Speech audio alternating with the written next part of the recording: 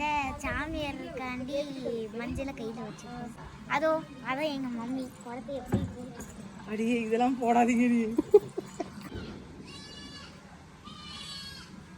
உள்ள மஞ்சள் போடுவாங்கல்ல.